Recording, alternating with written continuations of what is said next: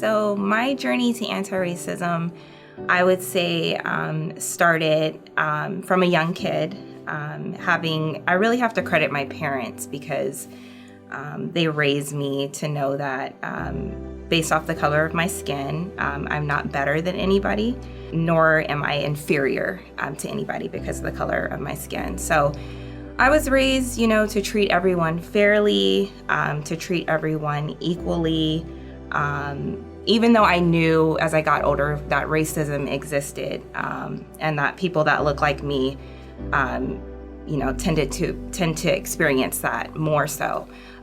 But I knew that I couldn't allow that to affect me, that I couldn't feed into that, and that I had to, I was taught, treat everyone with love, treat everyone with respect, treat everyone equally.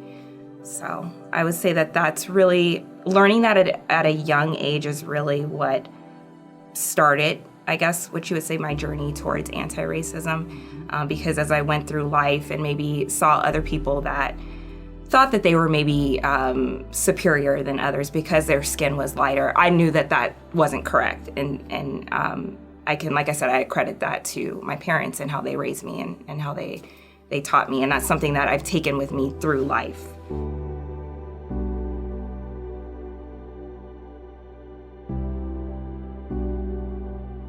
One of the things I also appreciate bringing my parents back into it is they really taught us to know our history, like to know our Black history.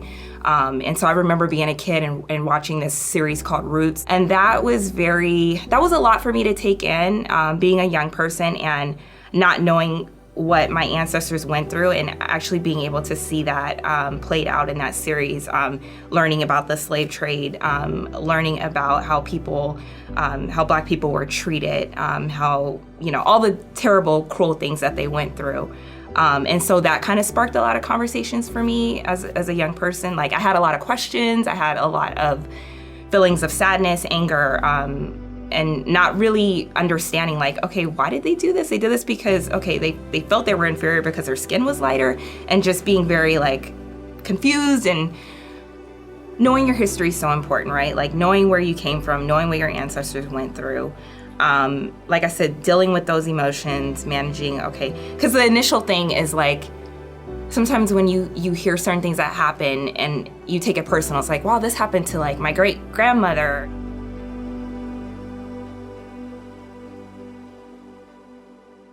I don't know why, for me, like with George Floyd, it just hit me really hard. And it just made me, the way it affected me is it made me get to a point where I was just, like, fed up, to the point where I'm like, okay, I don't want to talk about anything anymore. I want people to start taking action. What actions can we take? And those were questions I wasn't asking anybody else. I was asking myself those questions, like, Christin, what can you do to help this situation?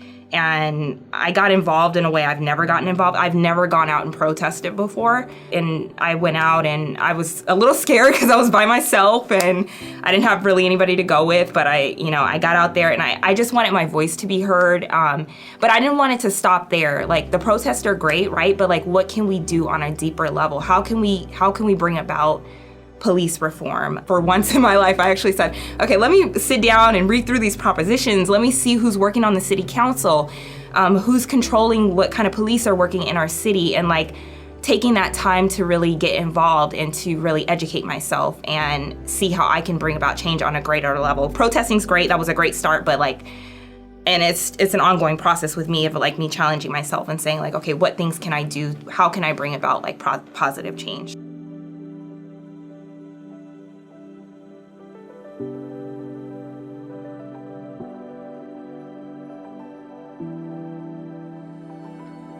Do I ever think there will be a time where we don't have to have the talk? I don't know.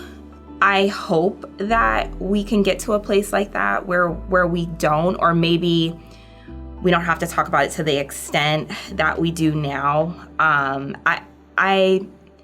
want to be positive and say, like, yeah, racism, maybe one day it'll come to an end. My heart tells me it's probably always going to be with us, but I think that we can at least move towards positive change. We can get to a better place than we're in right now. I do believe that, I really do. I think there's always the reason I say that I don't know that we'll ever be in a place where we don't have to have the talk is because I think there's always going to be people who are not willing to have the talk, or they're not willing to acknowledge that they hold biases or that they hold prejudices. They're not willing to look at themselves and acknowledge that. And, like I said, like, part of fixing a problem is you have to recognize that a problem is there, that a problem exists, that you do hold certain biases, and you have to be willing to have those difficult and those hard conversations. And I think we haven't been having those conversations, and that's kind of the reason why I think we're at where we're at right now. And unfortunately, it just comes down to an unwillingness of certain people to not want to have these kinds of conversations, or not to look inward and say, like, how am I contributing to this problem? And I think we're always going to have people like that, unfortunately. And because of that, I think we'll probably always on some level have to have the talk, but my hope is that it will get better.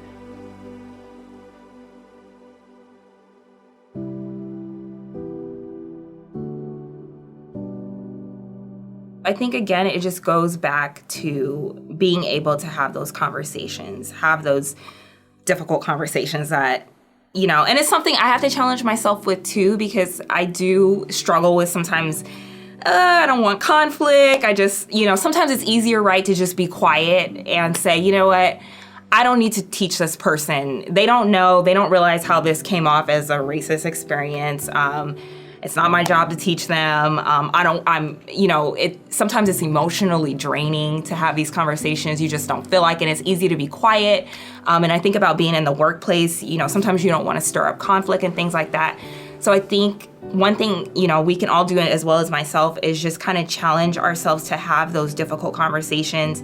If we see something that is not right or doesn't sit right, maybe it didn't affect us directly, but maybe somebody said something to someone else in the workplace and you heard it and it didn't rub you the right way, being able to have those difficult conversations and say, like, hey, you said this, it came off this way to me, and being able to hopefully, have a conversation where others are willing to listen, and maybe try to see it from your point of view.